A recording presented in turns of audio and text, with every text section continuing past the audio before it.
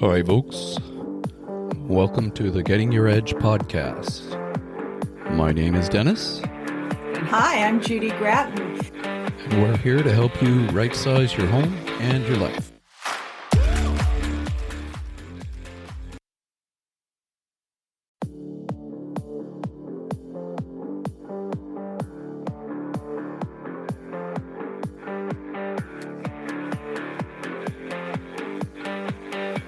Good day and welcome to episode 12 of the Getting Your Edge, How to Right Size Your Home and Life podcast with the fabulous Edge Group team. We give you an edge in all your real estate needs. So today we've got an episode. It's called How to Buy and Sell in Today's Market. Oh, lots of stuff happening. Before we get started, I want to remind you that our podcast is free of advertising with no subscription fees. And we're also on YouTube.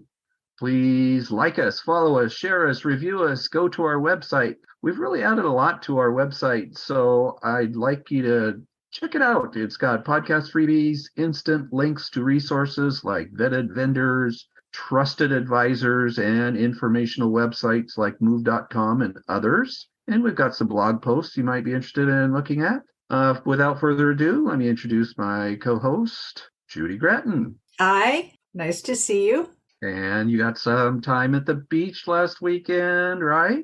I did. I really enjoyed it. It rained. Well, it was one of those, wait 5 minutes and the weather will change sort of a day. So when we were down there, but it was fun. You have some listings at Long Beach, right? I do. I have 3 condos for sale down in Long Beach right now. Oceanfront, ocean view condos, very reasonably priced. They could go take a look at that at our Facebook page called Long Beach Living, right? Correct. Our guest today is Robert Garrod of Homeseed Loans. Welcome back, Robert. Yeah, thank you for having me. Nice to be here again. I have kids in the background, so I want to mute every once in a while. So Okay. How's everyone doing? Great. So we're here to talk about the market and mortgage rates, Robert. It's been a bit volatile, correct? Tell us what's happening with mortgage rates and the mortgage broker market. Yeah, I mean, we're seeing, we had our 4th week in a row this week of rates declining, so that's good. Today itself was actually a bad day for rates, but 4 weeks have been good. Today we lost 50 basis points, which was a rough day, but we've been gaining up until today. So it's good. I expect rates to be extremely volatile for the next month. I believe I spoke about this before. I think May 10th, we're going to see a decent drop in rates due to what we're seeing from CPI index numbers from the past, from last year, comparing to what we have been getting this year and what we expect to get on May 10th. But up until then, we're going to have some readings where we think that, they can kind of go either way. So we do think that the rates are going to go up and down quite a bit in the next month. So you just need to make sure that you're with a lender that understands the market and can lock you in at the right time if you are looking to purchase during this kind of volatile market. So that's kind of where we see rates going. Obviously, we've had rates in the 7s, high 7s even, and it reached 8 at one point. But I think right now we're around the mid 6s, and we're approaching that 5%. If you're looking at VA even, I mean, we're basically in the 5s with VA now. So we expect on the mortgage side, we see things coming in a lot sooner. Just because everyone wants to get pre-approved before they go looking for homes or start looking.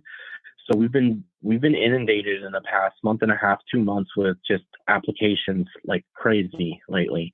So we're seeing a lot of competition coming back into the market. We're seeing 10 offers on every home again. We're seeing homes getting sold in 4 days to 7 days in our market, and rates are still relatively high the last 2 years. So when we're going to see rates come down in May, I mean, that's just going to pour gasoline onto this fire, and we're going to see a lot more borrowers coming into the market. We're going to start seeing what we saw 2 years ago, again, where we have 30, 40 offers on every home and things are going for 100,000 plus over asking.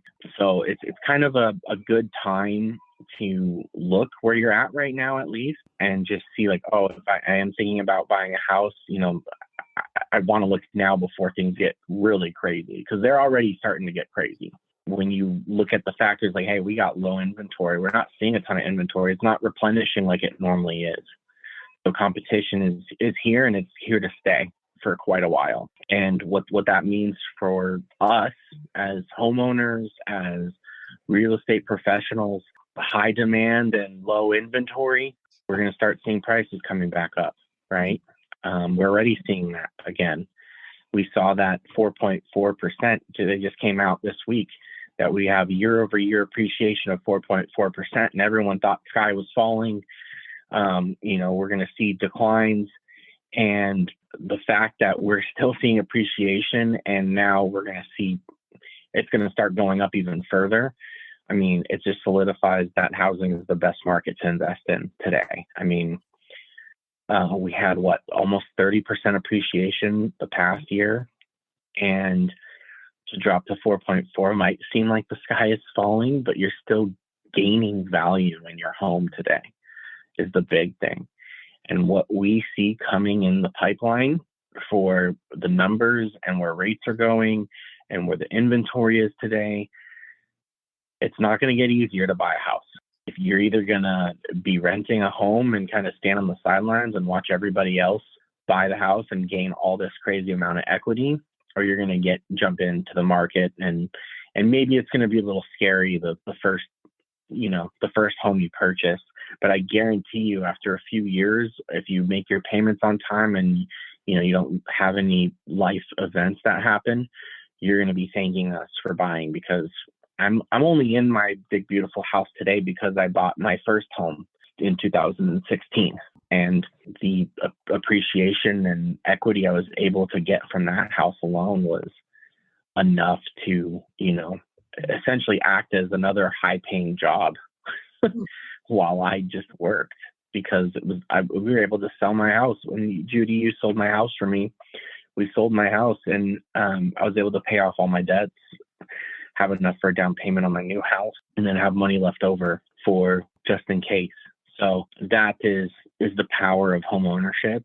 And with these numbers that we're seeing today, it is a crazy market right now. We're in the middle of a shift. We've been slow, and now things have picked up these last few months. You also need to be looking at changing your strategies now. In the past several months, it was, the sellers are going to give you whatever you want.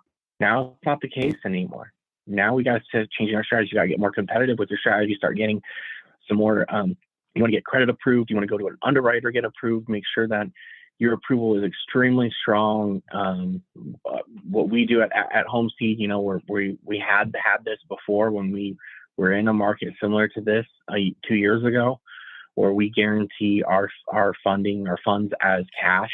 So that's basically our strategy that we're going to start deploying now again, because the market's changing. Can you explain what that guarantee as cash means to a buyer? Yeah, so it's for a lot of places do like buy before you sell type things, where they'll say, okay, well, we're gonna pretend like we're a cash buyer, right? We're gonna do a cash buyer, and that comes with more fees, more risk to the company, more risk to the borrower too. If we don't hit our appraisals and stuff, there's a lot of things that can happen that will put you in a bad spot. And there's a lot more fees up front that the borrower has to pay to be able to use that. So what we decided to do here at Homeseed was just put it in front of an underwriter, and we're so confident in our underwriting abilities and our team's abilities that at no added cost, we're just going to guarantee the money as cash to the sellers. So basically that means is we're fully approved with this deal. We'll close this deal within 28 days, and or else we're going to give $10,000 to the seller of our cash if we don't close on time. Now, basically what that does is it's just like a cash offer. You can still back out of the cash offer, but you can't back out because of financing, right? And we will say like, yeah, you can waive your financing contingency because that's how confident we are in that. And if you waive a financing contingency, then that just makes you way more stronger to your sellers. So that's a strategy that we deploy in a market like this. And then we have a lot of other strategies that we look at when we go to purchase.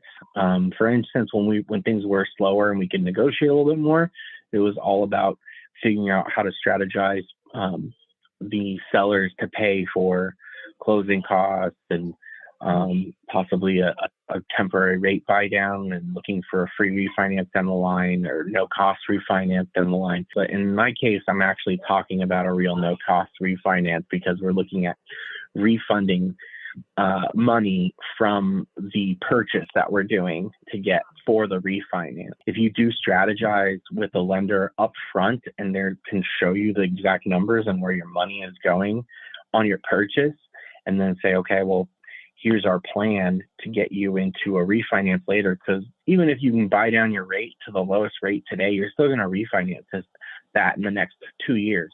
Mm-hmm. So there's no reason to buy down that rate unless you can get that money back, right? So that's how we do these temporary buy downs. We set them up in a way so that every dollar that isn't used in the end when we refinance, you can get that in a refund. So if you're putting $17,000, $20,000 into this to help buy down that rate 2-3%, then and then you want to refinance within a year, then you can, let's say you only use $5,000 of that or $6,000 of that, you can get the rest of that $13,000, lower your principal loan amount and pay for your refinance and even pay to lower your rate down further when you want to pay to lower your rate down further when rates are actually decent, right? It's all about standing today's market where it's going. When I'm dealing with buyers, I try and explain to them the importance of having a really good lender who totally understands all of the different tools that those lenders have. And just walking into your local bank, frequently you're going to get a teller or someone who doesn't have a lot of experience, and they'll present to you what they have, which may not have a lot of creativity involved that helps you save money now and or later. Yeah, the banks are at a disadvantage, and the credit unions, the advantage they have is a little bit better rate, but they only have a couple products that they use for the most part.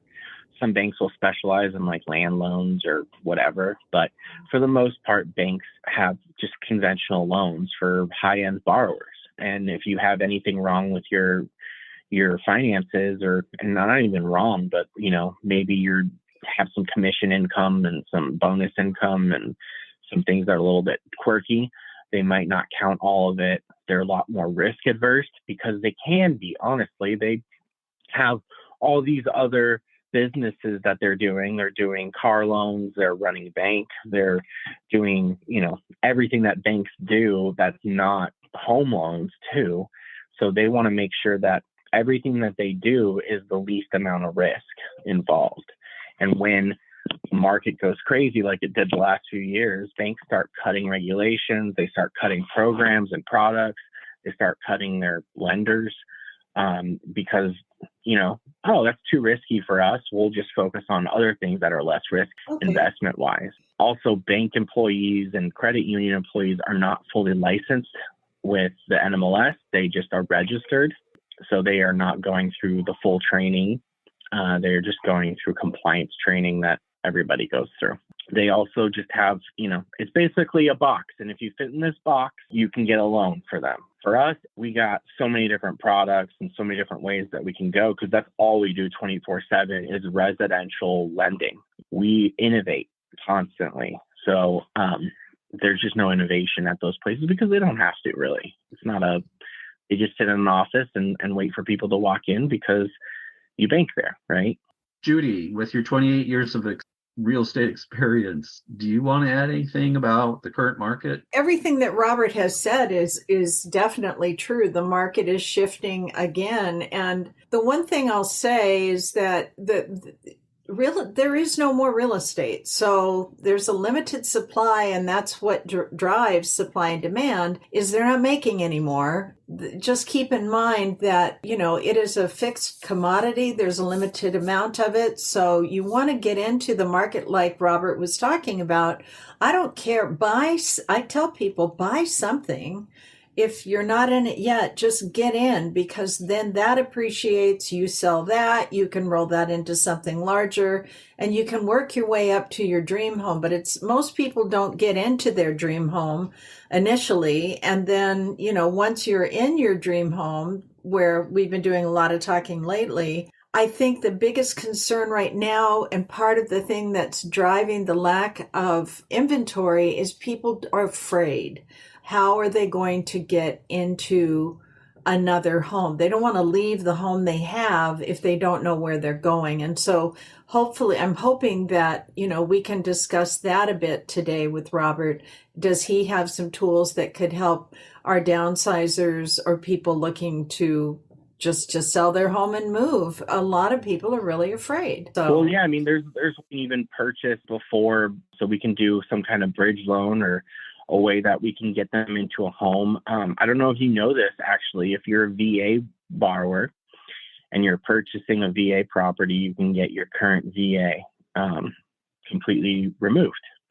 That's a new thing we found out, and we actually we're looking through regulations and guidelines, and there's a special way that you can do that so that you can get your current property removed when purchasing a new VA property. Oh, wow. If you happen to be a, we can look at that right away, and that's not even a special thing. That's just something that we can do now. We do have other products that we can use. I've done HELOCs before for down payment. And someone doesn't have a down payment. HELOC is, in case people don't understand that terminology.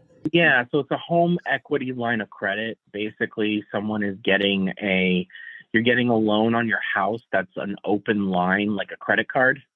And you can just take money out of it whenever you want and pay it down and take more money out, just like a credit card, but it's secured by your home, right? So if you're looking to sell your house, or if you're looking to possibly turn your initial home into an investment property and move, we can also use lease agreements to help offset your current home's mortgage, right? Or even get you some additional income on top of your setting off your current mortgage if you have a low enough mortgage. So it's all about finding ways and what you're most comfortable with. There's we have a bridge program too, where if you have a house and you're looking to upgrade and you're definitely planning on selling that home, you can essentially say, okay, I'm going to go with this program where if we don't sell your home in 90 days, your home is automatically sold by the company and purchased by an investor, and then they sell it and actually give you the added whatever, if it's sold above what they purchased it for, they give that back to the seller. Is that the bridge loan you're referring to? Yeah, it's kind of like a bridge, especially since you can also do a HELOC, and it's zero interest on that HELOC too. So that if you wanted to pull money out for down payment funds on top of that, because you're selling your home, obviously you're going to get the money back if you have the LTV. If you have at least 20 to 30% equity, you can go with this option, which in most bridge loans, I think you need 50 plus equity. And with this specific option that we got, you only need about 20 to 30% of equity. And then you purchase the house, and you have 90 days to sell that house and to sell your current home after you purchase the other one. If you don't sell it within that 90 days, the company purchases it and then sells it, and hopefully sells it for more than what they bought it for, so you can get more money back. If it sells within 90 days, there's no problem though. Is there a name for that product that you have? I'm sure there is. I'm not quite This sure is a exactly test. I think it's just bridge loan, and that's going to be what I'll tell you about. So let's call it. So if someone loan. reaches out to you and says, "Hey, I heard you on Getting Your Edge. What's that bridge loan?" You'll know what they're talking about, right? 100%, because that's probably going to be the only one that I will ever use from here on out. Because the other bridge loan that we had a bridge loan forever, and I don't think we ever closed one ever, because you have to have so much equity, and then there's just a lot of negative things with that one. But this new one is actually useful. I feel like people can use it and really take advantage of it. And just an FYI, we or your realtors can help you determine what that value of your home, what it might sell for, which would give you the answer to the equity. And in this market, it's the best. This is like the best time to sell. honestly. And it's going to keep getting better too, but we're going to, everything's going over asking again. So It is. It really is. Surprising. But you have to move somewhere too, right? So if you're looking at thinking about selling, I mean, now is a great time to do it because then you can actually move somewhere. Once the competition starts coming into that market, yes, you're going to be able to sell your home for a lot more, but it's going to be tougher to find the place. So if you're looking to sell, the best thing to do, I think personally, buy first or so that you can get the house, right? When the At a lower market price. Right. At a lower at a lower price, and then sell a month or 2 months from now when the market is extremely hot. I mean, if I could do that, that'd be great. But I love my house. So I'm I was gonna say, you just moved into that one. Do you have any other questions on the market, today's market? You talked briefly about being approved, and people have probably heard the terminology pre-qual letter. And I try and explain to them that there are different levels of approval. And you mentioned fully underwritten, which is that's the gold standard. That's where people want to be. How long does it take to get from pre-qual, which is just basically saying, based on what you told me, you qualify for this amount, to the gold standard of fully underwritten, we're putting our stamp of approval on this buyer? Well, pre-qual is, just understanding the differences of the three, right? The pre-qual is like, I talk to you, you tell me what's going on, and I pre-qual you, which is, I never pre-qual anyone. I don't do that. That's not something that I would ever want to do because people, they don't know what they're talking about. Gross income. Some people don't give me gross income. Some people don't really understand their credit score because credit scores are, I hear people tell me a credit score and I've seen it come in 100 points different, up and down, both ways. So I can never trust a credit score from a client because it's honestly a different credit score than what you're seeing on like those credit score websites. The ones that we use when we're pulling for a mortgage are much more in depth and intense, and we use a mid score, and it's definitely different than whatever you're following on with your bank or wherever, because those are basically for credit cards or purchasing a car, which it's not as in depth. I always tell people to apply first. The pre-approval is what that is the next level up. I have all documentation. I have an application. I've run credit. I've done a personal full review of the file, and I've issued a pre-approval, which is strong. Now, I always issue pre-approvals all the time, but when markets get competitive like they are lately, we're going to be doing credit approvals on everyone so we can start doing the cash committed closing a lot more. The time frame, a lot of it depends on the client for how long it takes them to get us their documents. And also when we see the documents initially, sometimes we need more, right? We look at the documents, we see that wages are being garnished, or we notice that maybe there was a divorce that take place and where there might be some child support being paid. So we might need some, divorce decree or something. There's anything that could come up. There's thousands of things that could come up with anyone's file. Well, just something as simple as when you ask for their bank statement, you want the whole thing, even the empty pages, not just what's writing on them, and that can slow it down. Yep, exactly. So there's a bank statement. We always ask for bank statements, and a lot of times there's a last page that's blank for the bank statement, and we need that page because if we don't get that page, then it could be anything on that page, supposedly, to the underwriter, right? So we need every single page, even if it's blank. There's a lot of things that go into it. But let's say we get an application, we get all docs in, and everything looks great. We send it into the underwriter. I mean, for us, it's 24 to 48 hours to have it reviewed. Lately, it's been a few hours. I hear back from an underwriter, but as things are going to get more and more intense, I would say 48 hours. Yeah.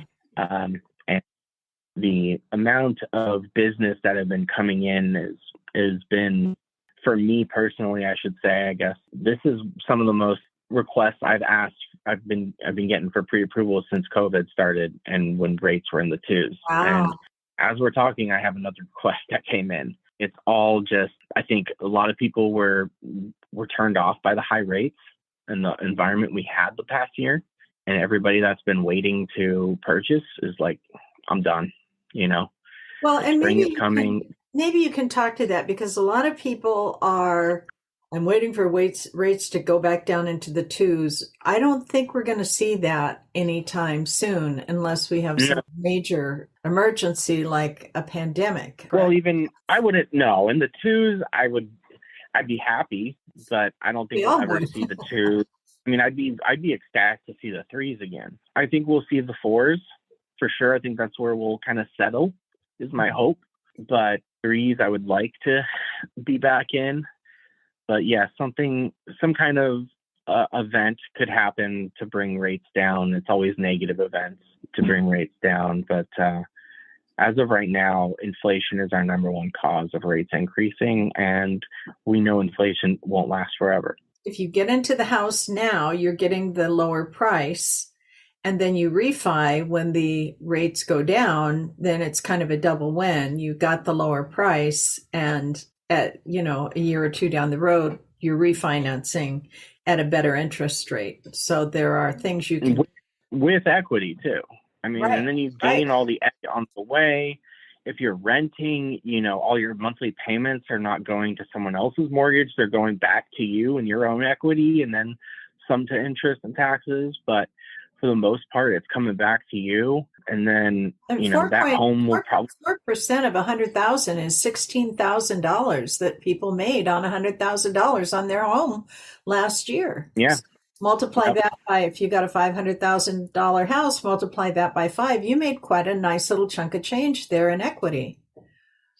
Yep.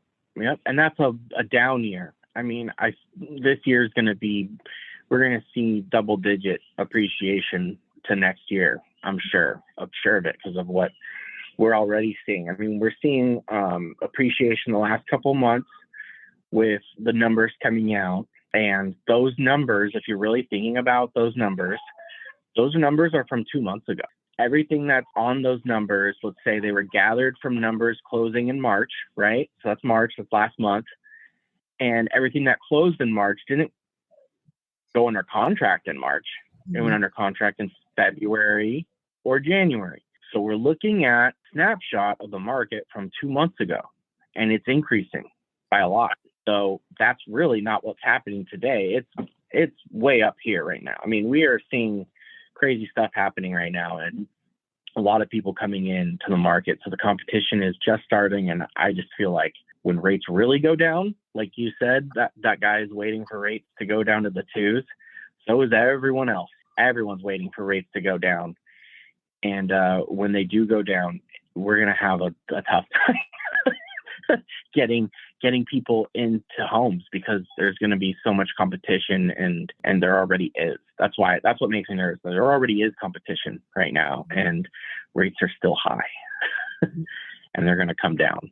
When I am when I'm dealing with a buyer and sellers, because I need to educate them that not every letter of approval that comes across our desk is strong. And so I try and tell the buyers, please, don't go look for a house first, because you're going to find something you'll fall in love with and it will sell before you get approved to a point where the seller and their agent will actually even look at your letter, because letters that are pre-qual letters where they haven't run any kind of tests, they're not worth the paper they're written on. So, I can't stress that enough. You have to get your approval as close to fully underwritten as you can done first, so that you can, be ready when that house shows up that you really want. Yeah. And then, there's different products and programs too. And the level of your pre-approval will help that. Let's say you're an FHA loan. Unfortunately, FHA loans have a stigma to them, and so do VA loans. But the way that you can combat that stigma is by getting fully underwritten. So if you get fully underwritten, that deal now becomes a better qualified deal than a conventional pre-approval, right? Mm-hmm. Because an FHA credit approval means like, this is done. We've already underwritten this thing. We're just waiting for the appraisal to come in. Mm-hmm. Even if it's a tough deal, you got to understand the different levels of pre-approval along with the products. Because if you're making offers and you have not the best product and you're not credit approved, you're not going to win offers very often. unless it's a less competitive market. But if you're going up against anyone, it's going to be tough to win if you're not putting up a big number, right? That's what we do here, and you do as well. It's all about educating our clients and then making sure that they have the strongest possible offer, because if they don't win, we don't win. So we're all on the same page. We all want to make the strongest offer and help them get into that home when everybody wins, right? It's a beautiful thing. We're up in high interest rates in the sixes and it went up to sevens and so forth, but it's coming down. It's coming down towards, historically, 5 is really good interest rate in the home mortgage market over the 50 years. I was just going to say, I think it's a great point that historically these rates are low, and I would continue to make that point if I didn't know that they were going to come back down. So the fact that I know they're coming back down, it's kind of to a point where I'm like, you kind of want the rates to be high today, so you have less competition, and you can start asking for more from your sellers. And then you're planning on refinancing later down the line when rates are at the lowest, right? If rates weren't going to come down, then the next argument would be like, well, don't you want them now at the lowest they're going to be from here to the end of time?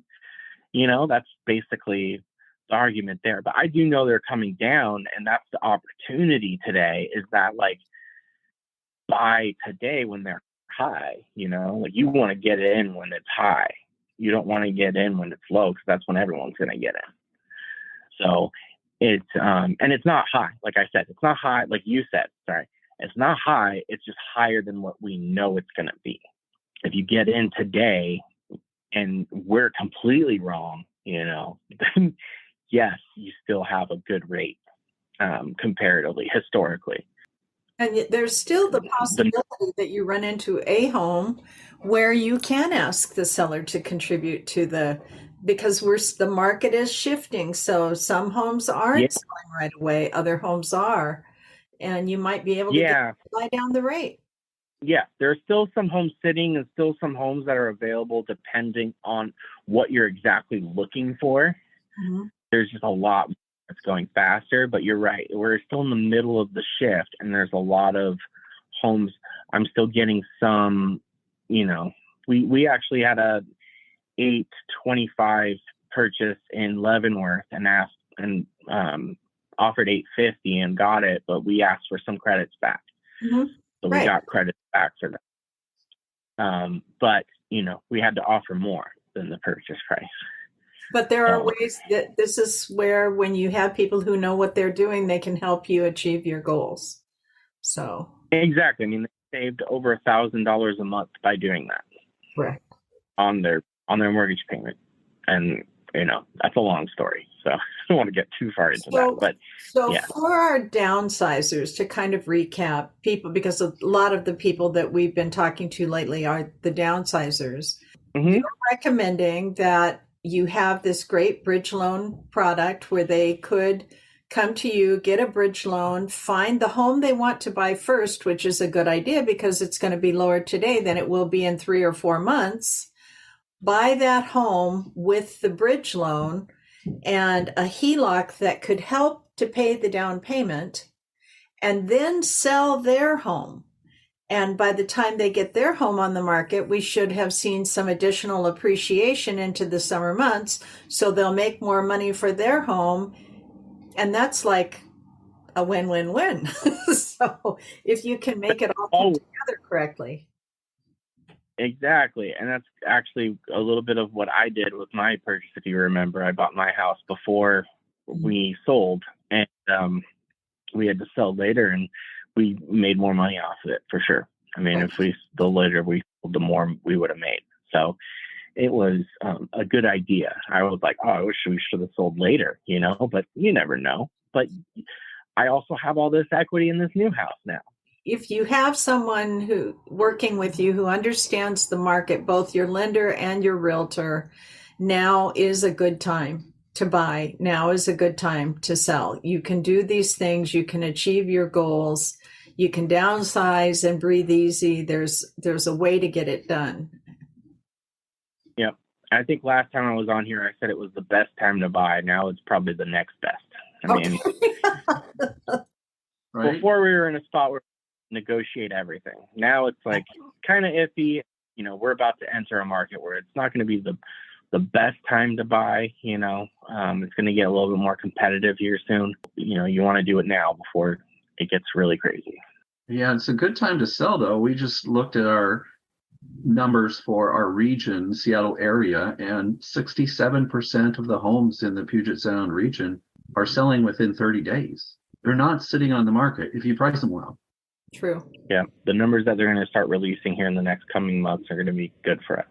This month, we'll just have to weather this month's storm, and then we should see lower rates next month and a pretty good path back to normalcy.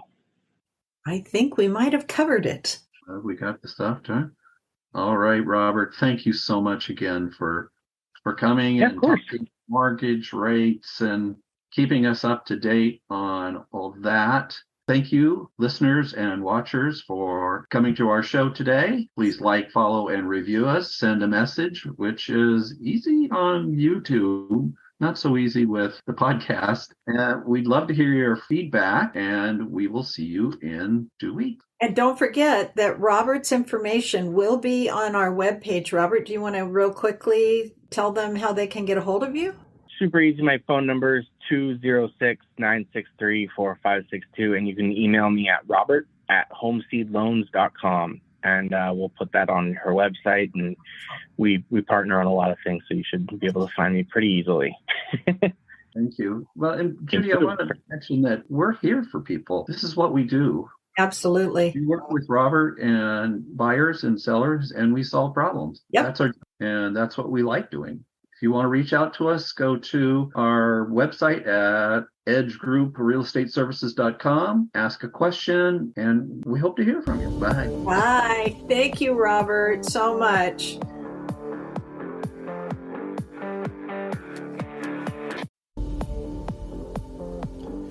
That's it, folks. Thanks for listening, and stay tuned for future episodes wherever you get your podcasts. Thanks. Goodbye.